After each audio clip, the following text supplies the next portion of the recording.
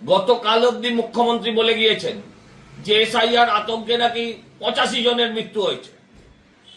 এই বলে 85টা মিথ্যে কথা বলেছেন।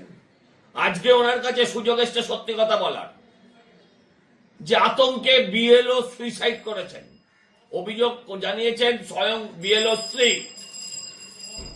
টেলিফোনে আলোচনায় ইতিমধ্যেই তিনি জানিয়েছেন স্থানীয় পৌরমাতা এবং সেখানকার তৃণমূলের দুষ্কৃতী রাজু বিশ্বাস, অনন্যা ব্যানার্জি এবং রাজু বিশ্বাস কিভাবে তাদের থ্রেট দিত, কিভাবে ছেলে বউকে মারার কথা হুমকি দিয়েছিল। প্রতিনিয়ত যাতে অনুপ্রবেশকারীদের বেআইনি নাম, আনঅথরাইজ নাম, অবৈধ নাম যাতে না কাটতে পারা যায়, তার জন্য প্রতিনিয়ত হুমকি দেওয়া হতো। সেই হুমকি সহ্য করতে না পেরে ফাইনালি আত্মহত্যা করলেন। ফাইনালি আত্মহত্যা করে অনেকগুলো প্রশ্ন তুলে দিয়ে গেলেন। এই মুহূর্তে তার মৃতদেহ শায়িত আছে আরএনটেগর হসপিটালে। এলাকা ঘিরে রেখেছে তৃণমূল নেতারা, কর্মীরা। স্থানীয় বিধায়ক পৌঁছে গেছেন, কাউন্সিলর যাননি, হাতিবাড়ির মালকিন। আমি বাংলার মানুষের কাছে প্রশ্ন করতে চাই, আমি তৃণমূলের নেতাদের কাছে প্রশ্ন করতে চাই, আজকে এই হত্যার জবাব, এটা আত্মহত্যা নয়, এটা হত্যা। এই হত্যার দায়িত্ব তৃণমূলকে নিতে হবে। বাংলার সর্বস্তরের মানুষকে এর বিরুদ্ধে প্রতিবাদের রাস্তায় নামতে হবে। নির্বাচন কমিশনকে এই পরিবারের প্রতি দায়বদ্ধ হতে হবে এবং যারা বিএলও আন্দোলনের নামে, বিএলও অধিকার রক্ষা কমিটি, যারা 3 মাস ধরে বাদর নাচ নাচলেন নির্বাচন কমিশনের অফিসের সামনে, আজকে তাদেরকে উত্তর দিতে হবে। বিএলও স্ত্রীকে এখন মগজ ধোলাইয়ের চেষ্টা চলছে। একজন সদ্য বিধবাকে অব্দি এরা ছাড়ে না, তাকে ঘিরে রেখেছে যে কোথাও কিছু বলবে না, সব অস্বীকার করবে। সব অস্বীকার করাতেও পারে, সত্য চিরকাল চাপা থাকে না, সত্যকে চিরকাল চাপিয়ে রাখা যায় না। এই তৃণমূলের হারমাদদের এটা জেনে রাখা উচিত। সামনে আসবেই। বাংলার মানুষকে বলবো, জাগুন।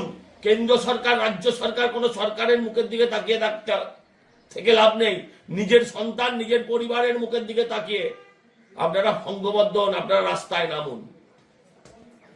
গতকাল অব্দি মুখ্যমন্ত্রী বলে গিয়েছেন যে এসআইআর আতঙ্কে নাকি 85 জনের মৃত্যু হয়েছে। এই বলে 85টা মিথ্যে কথা বলেছেন।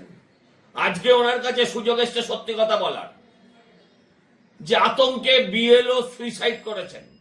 অভিযোগ জানিয়েছেন স্বয়ং বিএলও স্ত্রী।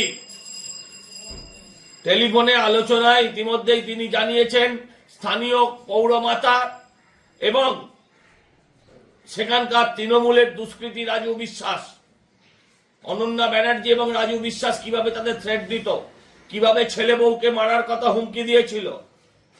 প্রতিনিয়ত যাতে অনুপ্রবেশকারীদের বেআইনি নাম, আনঅথরাইজ নাম, অবৈধ নাম যাতে না কাটতে পারা যায়, তার জন্য প্রতিনিয়ত হুমকি দেওয়া হতো। সেই হুমকি সহ্য করতে না পেরে ফাইনালি আত্মহত্যা করলেন। ফাইনালি আত্মহত্যা করে অনেকগুলো প্রশ্ন তুলে দিয়ে গেলেন।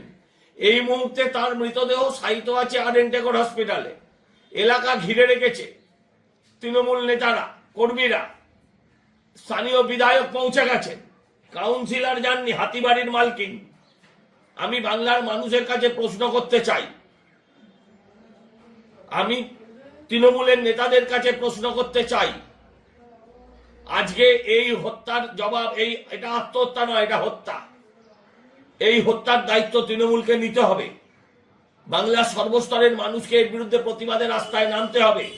নির্বাচন কমিশনকে এই পরিবারের প্রতি দায়বদ্ধ হতে হবে এবং যারা বিএলও আন্দোলনের নামে, বিএলও অধিকার রক্ষা কমিটি, যারা 3 মাস ধরে বাদর নাচ নাচলেন নির্বাচন কমিশনের অফিসের সামনে, আজকে তাদেরকে উত্তর দিতে হবে।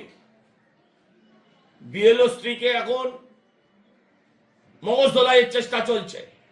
একজন সদ্য বিধবাকে অব্দি এরা ছাড়ে না, তাকে ঘিরে রেখেছে যে কোথাও কিছু বলবে না, সব অস্বীকার করবে। সব অস্বীকার করাতেও পারে, সত্য চিরকাল চাপা থাকে না, সত্যকে চিরকাল চাপিয়ে রাখা যায় না। এই তৃণমূলের হারমাদদের এটা জেনে রাখা উচিত।